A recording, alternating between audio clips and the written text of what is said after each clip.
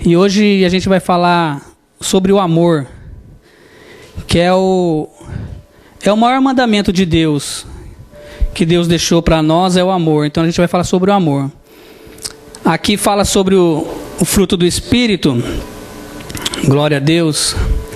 Existem 9 frutos do Espírito. E a gente já deu uma começada com o pastor Éder, e agora vamos falar do amor, e eu creio que daqui para frente vamos falar também sobre paz, sobre alegria, sobre paciência. Mas o amor, ele engloba tudo isso. A gente não pode falar de paz sem falar de amor. A gente não pode falar de bondade sem falar de amor. Quero ler o texto em Gálatas capítulo 5, que é o texto que a gente está estudando, essa série, louvado seja Deus, chamados para frutificar. Glória a Deus. Gálatas capítulo 5, versículo 22. Queria que você lesse, meditasse com atenção hoje. Eu confesso aos irmãos que eu pensei que falar sobre o amor ia ser fácil, porque eu já falei muito sobre o amor, sabe? De uma forma assim diferente. Hoje, quando o Senhor ministrou meu coração essa semana aqui, falei, meu Deus, eu preciso mudar, eu preciso, como se diz no português claro, criar vergonha na cara, sabe? Porque a gente banaliza o amor. Hoje em dia o mundo banalizou o amor de Deus, o amor para Deus, o amor com Deus, não tem nada a ver com o amor mundano, sabe? E é isso que eu quero explicar para vocês, louvado seja Deus. Gálatas capítulo 5, versículo 22 diz assim: mas o fruto do Espírito é amor, alegria, paz, paciência, amabilidade, bondade, fidelidade, mansidão e domínio próprio. Contra essas coisas não há lei. Louvado seja Deus.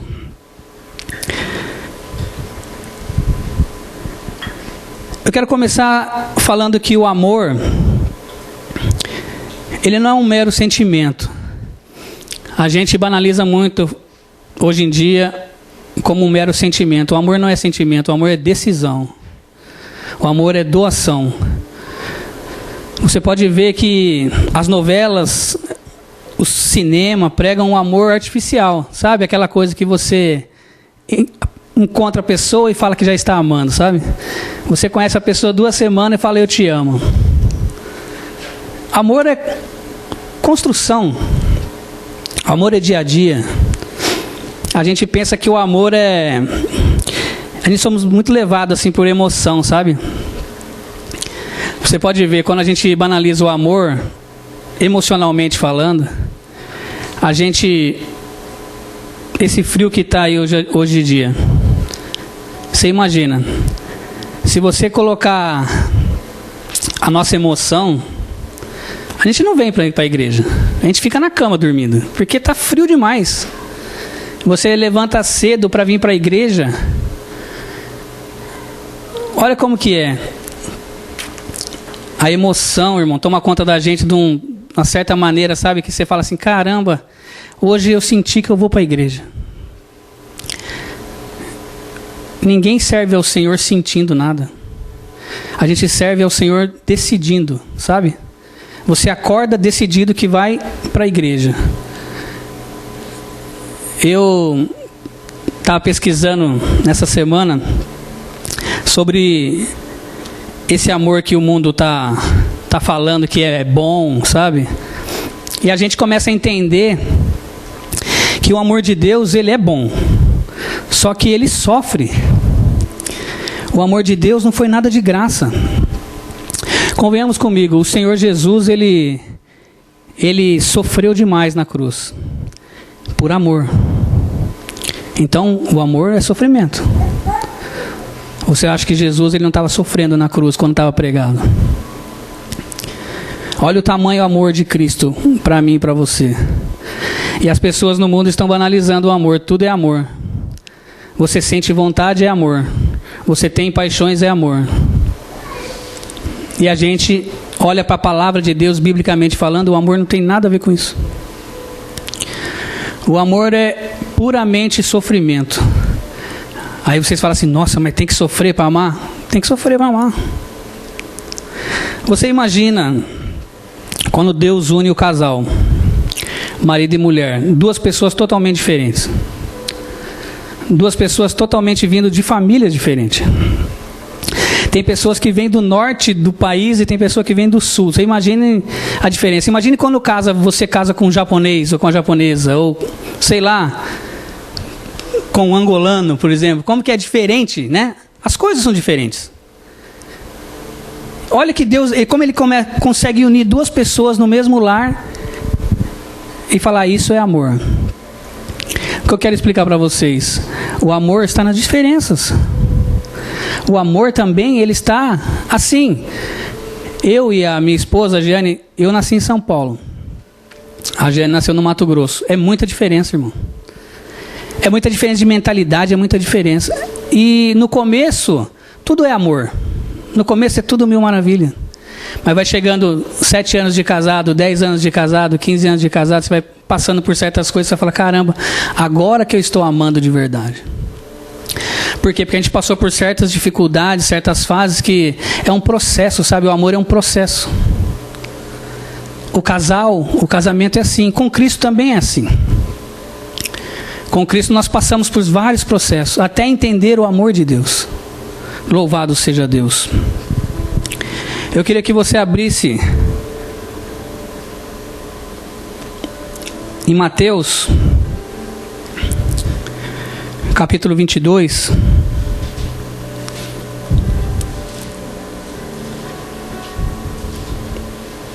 Louvado seja Deus.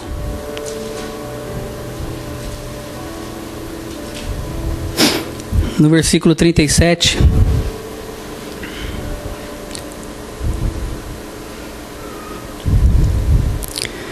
Aqui Jesus está sendo indagado pelos fariseus para falar qual que é o maior mandamento, sabe? Espera um pouquinho. Glória a Deus. Para falar qual que é o maior mandamento. Eles queriam pegar Jesus de qualquer jeito. Só que pela palavra eles não conseguiam, porque Jesus ele sabia todas as coisas. Vou começar a ler do 34. A Bíblia diz assim, ao ouvirem dizer que Jesus havia deixado os saduceus sem resposta, os fariseus se reuniram.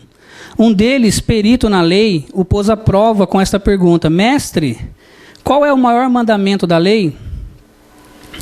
Respondeu Jesus, ame o Senhor, o seu Deus, de todo o seu coração, de toda a sua alma e de todo o seu entendimento. Este é o primeiro e maior mandamento. E o segundo é semelhante a ele, ame o seu próximo como a si mesmo. Destes 2 mandamentos dependem toda a lei e os profetas.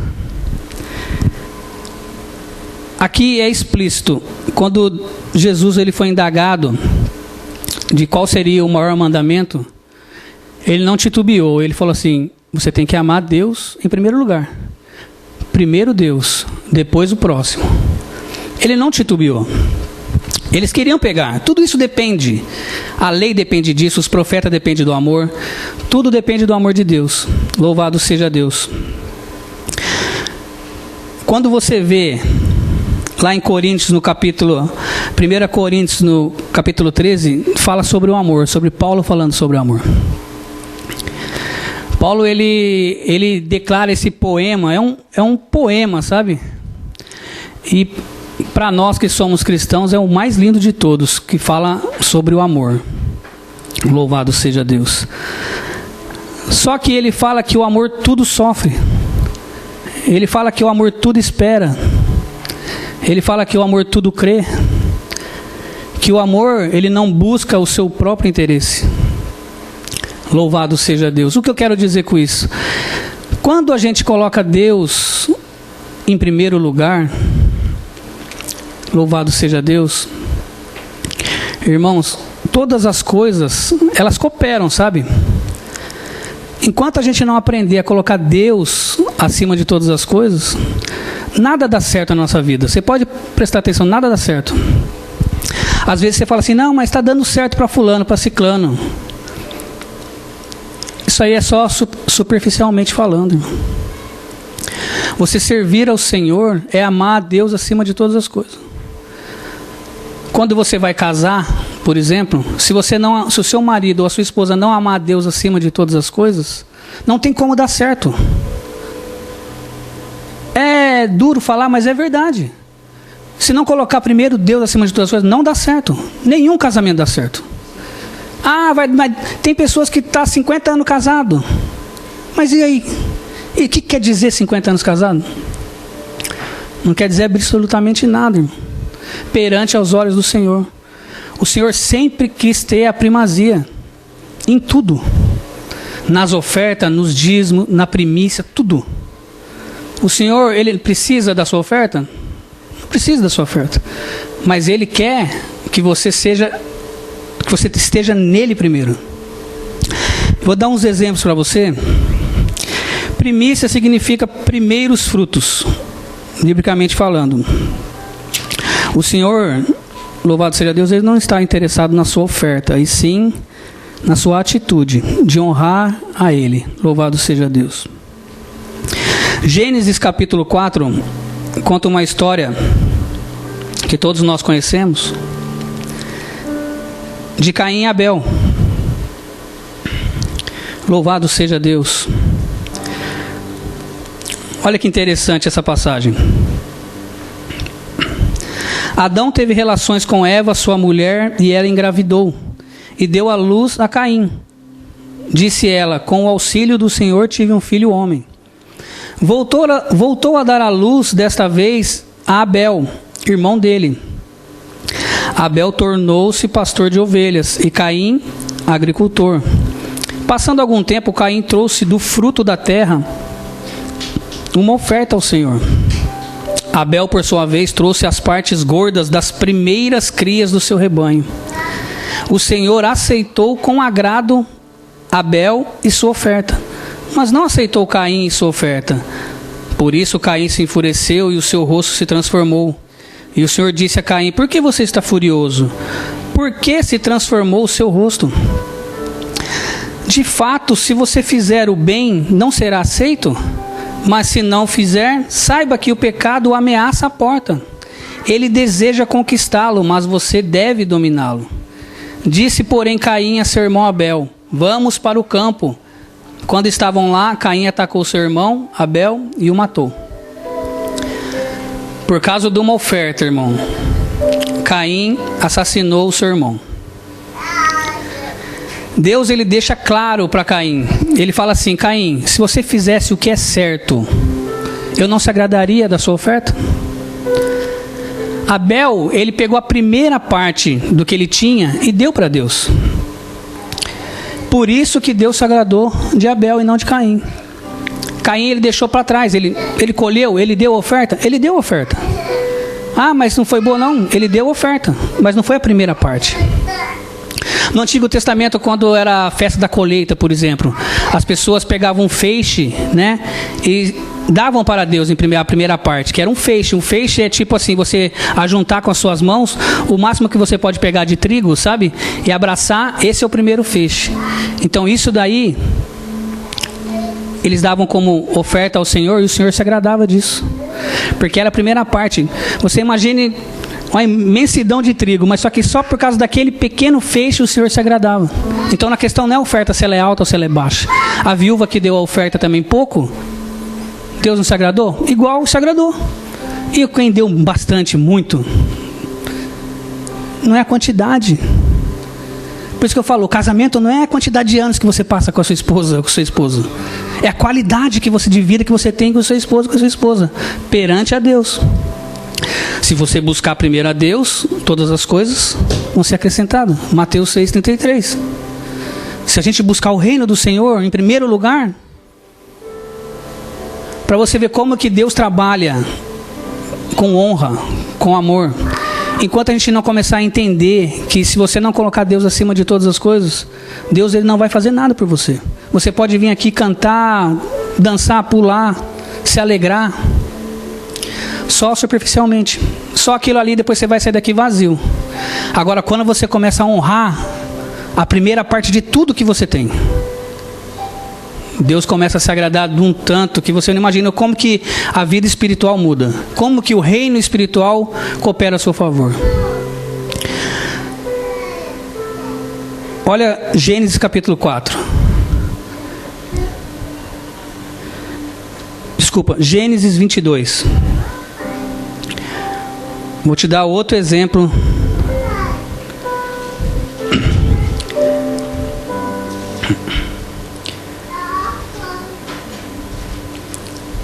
Gênesis 22 fala de Abraão, de ele levar seu filho Isaac para ser sacrificado. Eu estava falando com a Luana aqui antes. Olha que Deus fala. Passado algum tempo, Deus pôs Abraão à prova, dizendo-lhe: Abraão, ele respondeu: eis-me aqui.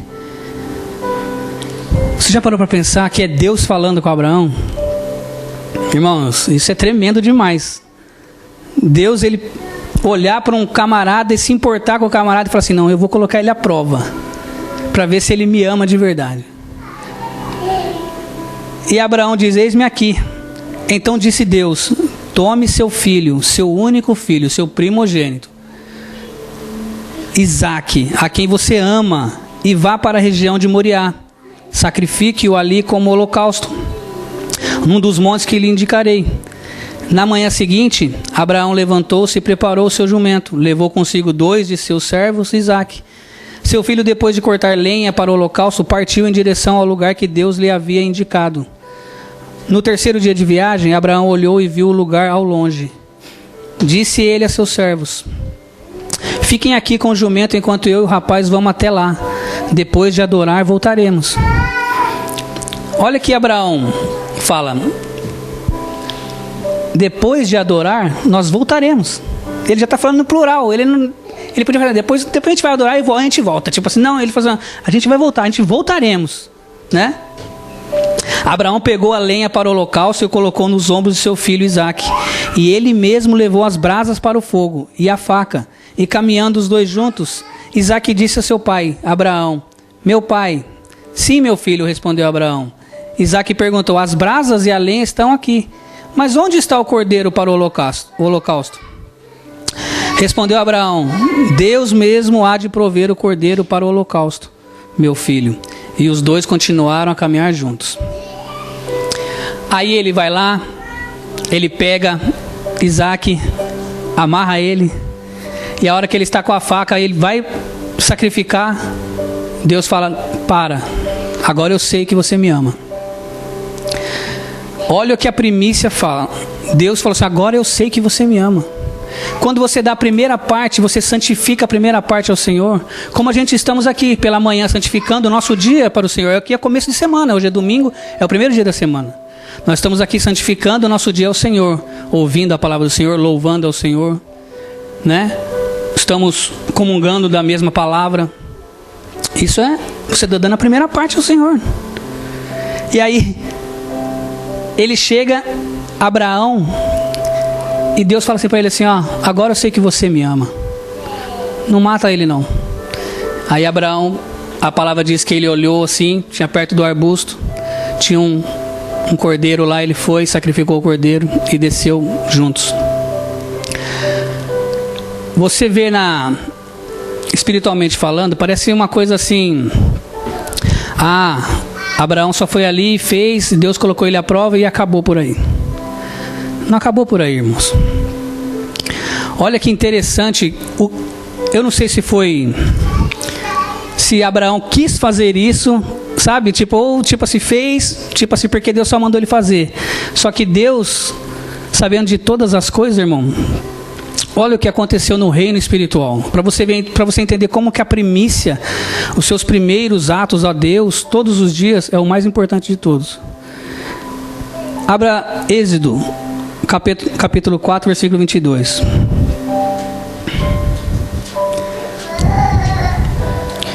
Glória a Deus.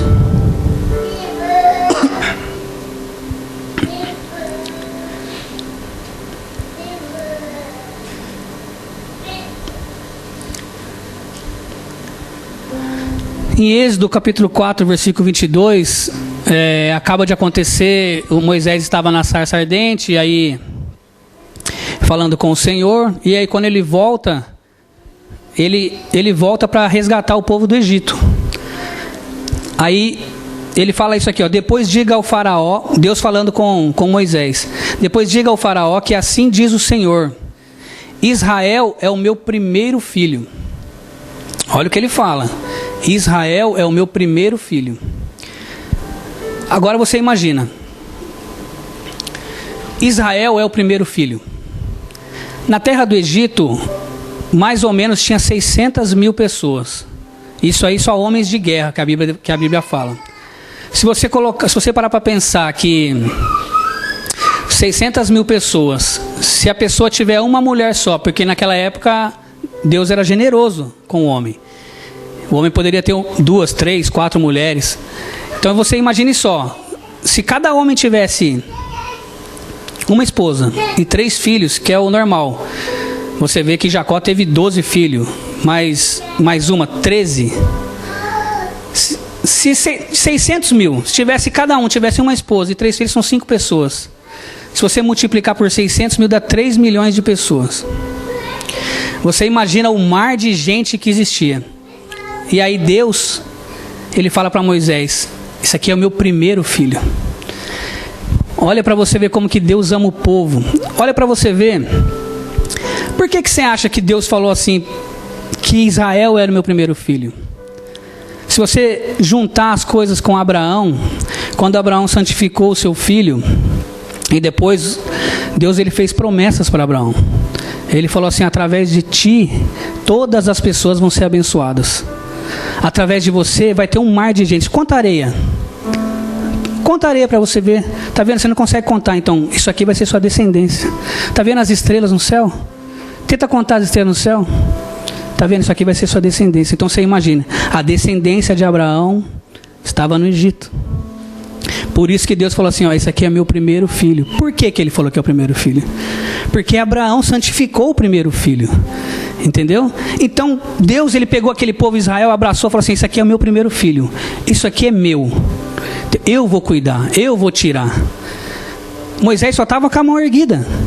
Mas quem que tirou o povo do Egito para atravessar o mar? Foi Deus. Louvado seja Deus. Olha para você ver que no reino espiritual, irmãos, a coisa é tremenda. A gente pensa que às vezes um ato da gente não é nada.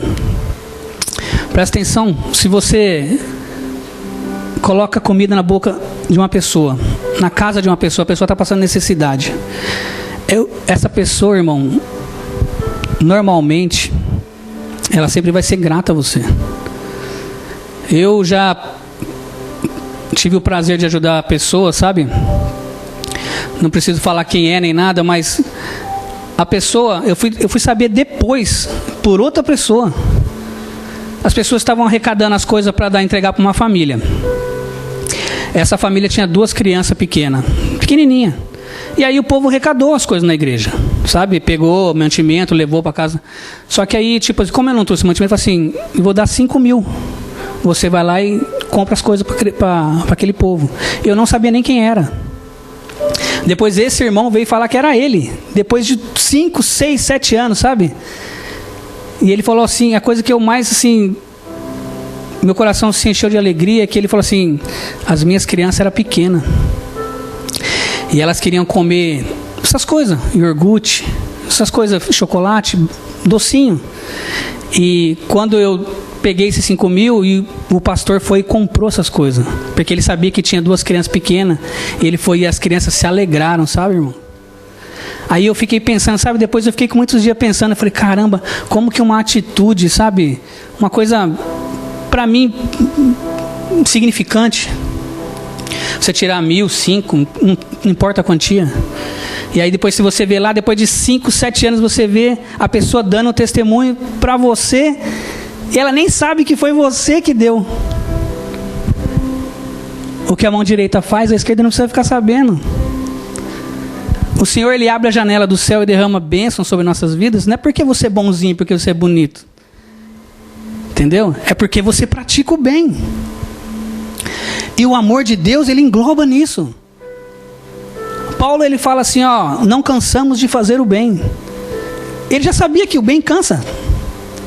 Toda vez que você faz o bem para a pessoa, você faz o bem para a pessoa, você faz o bem para a pessoa.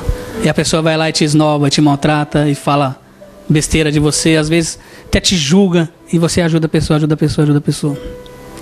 Ou tem vezes que você ajuda, você ajuda 1000 vezes. Quando chega uma vez, você fala assim, ó, hoje não dá para me ajudar você, porque estou sem condição. A pessoa já vira a cara para você e fala assim, você não presta. Tem vários relatos assim. Então, irmãos, eu falo para vocês, o reino espiritual, nós temos que amar a Deus acima de todas as coisas.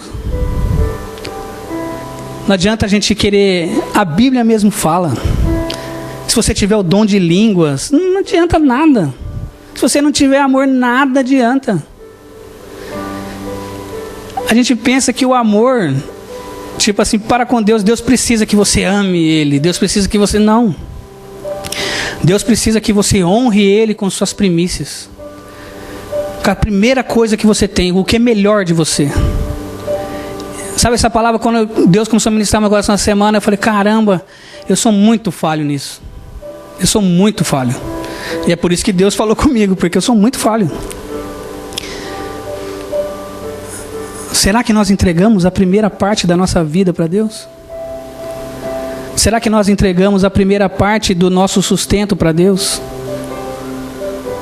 A gente trabalha, às vezes ganha muito. Será que nós estamos entregando a primeira parte para Deus? A questão não é o dinheiro, irmão. A gente viu aqui, Caim e Abel deu oferta do mesmo jeito. Só que um deu a primeira parte, o outro não deu, só esperou, passou e foi deu. Temos que colocar Deus em primeiro de todas as coisas. Louvado seja Deus. Glória a Deus. Lucas, capítulo 14.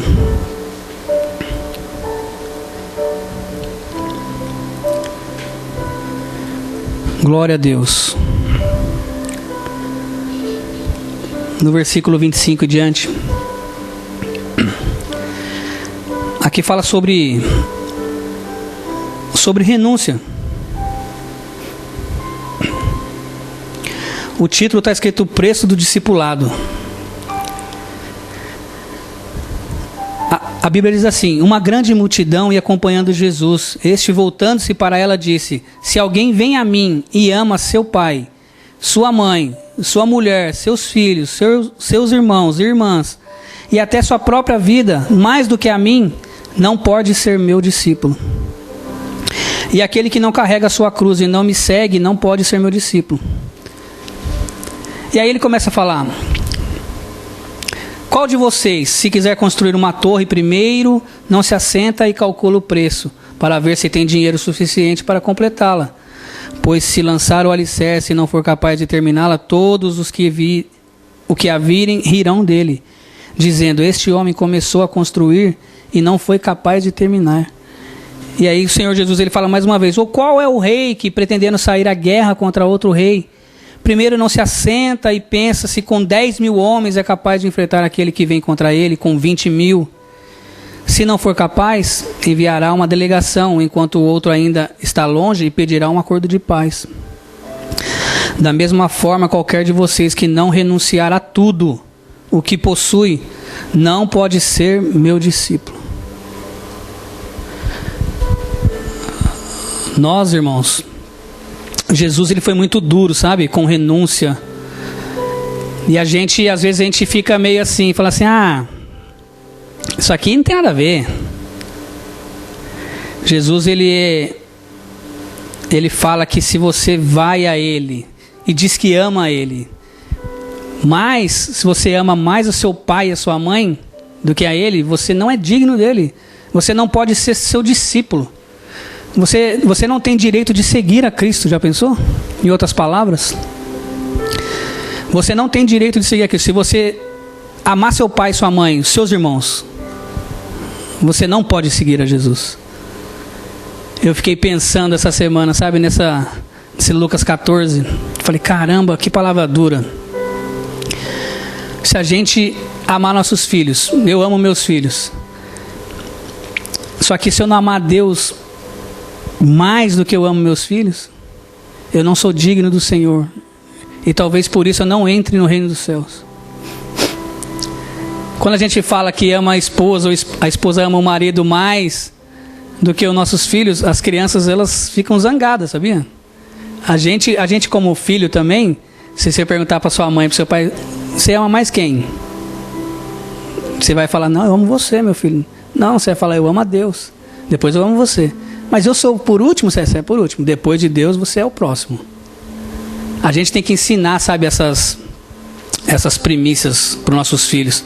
E saber que se eles não colocar a vida deles perante ao Senhor e amar o Senhor de todo o seu coração, de todo o seu entendimento, de toda a sua alma, eles podem perder a salvação.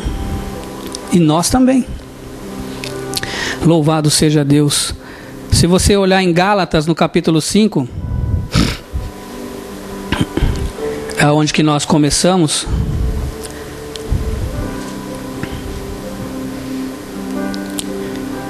Gálatas, capítulo 5.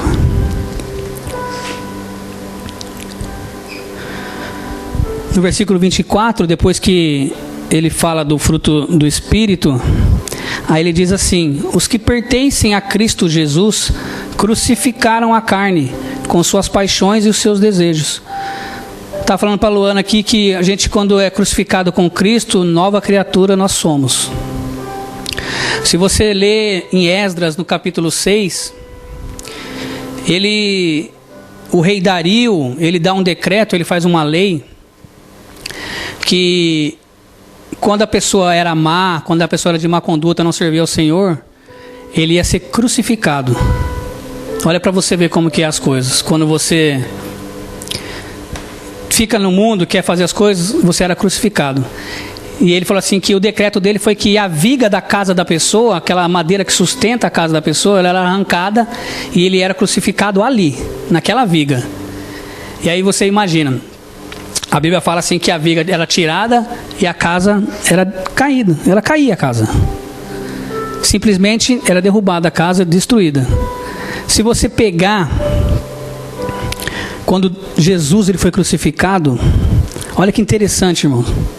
Jesus ele foi crucificado não porque ele tinha pecado, porque os homens o crucificaram. Só que para os homens eles estavam dentro da lei, entendeu? Então a lei era o quê? Era pegar onde que Jesus morava, a viga da casa dele, arrancaram a viga da casa dele e a casa foi derrubada. E aí Jesus foi crucificado. Quando Jesus estava naquela madeira, louvado seja Deus, ele olhou para a mãe dele, para Maria, e olhou para João. Olha o amor de Deus, irmãos. Se você já imaginou você crucificado numa cruz, aberto, sabe, com pregos, e ainda você, de tanto amor que você tem pela humanidade, você ainda conseguir lembrar das pessoas. Ele olhou para Maria, falou para Maria assim, ó, tá vendo aqui, João? Aqui está seu filho. Ele olhou para João e falou assim, tá vendo aqui, Maria? Está aqui sua mãe. O que ele queria dizer com isso? Eles ficaram sem nada, família destruída, entendeu? Jesus, quando ele foi crucificado, a casa caiu. Maria estava desamparada. E o que João falou? João falou assim, não, eu vou pegar a Maria para morar comigo, vai ficar junto comigo. Em outras palavras, ele pegou Maria para ser tipo como sua mãe, sabe? Para cuidar dela. Olha o quanto é o amor de Deus, irmãos. Jesus, no ato da crucificação, ele lembrar ainda e falar assim, ó, tá aqui sua mãe, tá aqui seu filho, cuida deles. Vocês têm que viver juntos, em união. Em outras palavras, ele fala assim, ajuda. Para nós, hoje em dia, o que Jesus, a maior mensagem dele? Ame ao próximo como a si mesmo. É a maior mensagem de Cristo. Depois que você amar a Deus sobre todas as coisas, você ama seu próximo. Se você não conseguir se amar primeiro, você não consegue amar o próximo. A Bíblia mesmo fala, você tem que amar a si. Ama o próximo como a si mesmo. Se você se ama, você consegue amar ele. Então a primeira coisa, ama a Deus. A segunda coisa, ama a si mesmo e ao próximo. Louvado seja Deus. Eu queria terminar lendo 1 Coríntios. 1 Coríntios capítulo 13. como eu disse no começo, eu não sei se eu disse para a Luana, estudiosos falam que esse é o maior poema de todos os tempos. Não existe poesia melhor ou maior que quando Paulo escreveu, quando Paulo definiu o que era o amor. 1 Coríntios capítulo 13, a Bíblia fala assim: ainda que eu fale a língua dos homens e dos anjos, se não tiver amor, serei como o sino que ressoa ou como o prato que retine. Ainda que eu tenha o dom de profecia, saiba todos os mistérios e todo o conhecimento, e tenha uma fé capaz de mover montanhas, se não tiver amor, nada serei. Ainda que eu dê aos pobres tudo o que eu possuo, e entregue o meu corpo para ser queimado, se não tiver amor, nada disso me valerá. O amor, ele é paciente, o amor, ele é bondoso, o amor não inveja, não se vangloria, o amor não se orgulha, não maltrata, não procura os seus próprios interesses, não se ira facilmente, não guarda rancor. O amor não se alegra com a injustiça, mas se alegra com a verdade. O amor tudo sofre, tudo crê, tudo espera e tudo suporta. O amor nunca perece, mas as profecias desaparecerão, as línguas cessarão, o conhecimento passará, pois em parte conhecemos e em parte profetizamos. Quando, porém, vier o que é perfeito, e o que é imperfeito desaparecerá. Quando eu era menino, falava como menino, pensava como menino e raciocinava como menino. Quando me tornei homem, deixei para trás as coisas de menino. Agora, pois, vemos apenas um reflexo obscuro, como em espelho, mas então veremos face a face. Agora conheço em parte, então conhecerei plenamente, da mesma forma com que sou plenamente conhecido. Assim permanecem agora essas três coisas: a fé, a esperança e o amor. E o maior deles, porém, é o amor. Louvado seja Deus. Essa palavra, sabe, eu deixo no coração de vocês, que vocês peguem 1 Coríntios capítulo 13 e, se puderem, lembre todo dia, leia todo dia como um hino para a sua vida, sabe? Quando você pensar em alguma coisa, você olha para 1 Coríntios capítulo 13, que o amor, ele não busca os seus interesses. O amor, ele tudo sofre, tudo espera, mas tudo crê. E a esperança nossa é que o Senhor Jesus vai voltar. Em breve vai voltar. Nós não sabemos. Podemos ser até levianos e falar assim: talvez Jesus volte na minha geração, na outra geração. Nós queremos crer que na nossa geração ele volta, porque nós queremos ir com o Senhor. Mas se isso não aconteça, nós temos que preparar, temos que dar frutos para poder frutificar, e a colheita é o Senhor quem vai colher. Amém? As palavras eu deixo no coração de vocês. Louvado seja Deus. Deus abençoe. Em nome de Jesus.